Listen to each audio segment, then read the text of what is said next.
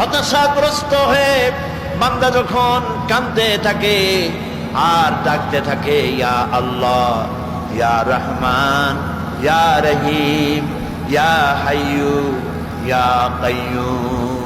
একটুখানি তাহাজ্জুদে ওঠেন, গভীর রাত্রে ঘরের সবাই যখন ঘুমানো, আপনি তখন উঠুন, উজু করে একাকী রুমের ভিতরে ঢুকে তাহাজ্জুদের নামাজ আদায় করে চোখ বন্ধ করে যদি ডাকতে থাকেন মধুর সুরে, ইয়া আল্লাহু, ইয়া রহমানু, ইয়া রহিমু, ইয়া হাইয়ু, ইয়া কাইয়ুম পড়েন, ইয়া আল্লাহু, ইয়া রহমানু, ইয়া রহিমু, ইয়া হাইয়ু, ইয়া কাইয়ুম।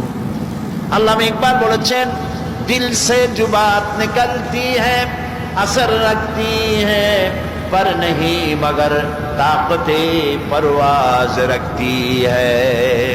दिल থেকে যে কথা উচ্চারিত হয়, মুখের কথা আর মনের কথা ভিন্ন রকম। মন থেকে যে কথা জিহ্বা দিয়ে উচ্চারিত হয়, এ কথা বিস্তার প্রভাব বিস্তার করে, ডানা না থাকলেও উঠতে সক্ষম হয়। তার মানে হলো বান্দা যখন অন্তর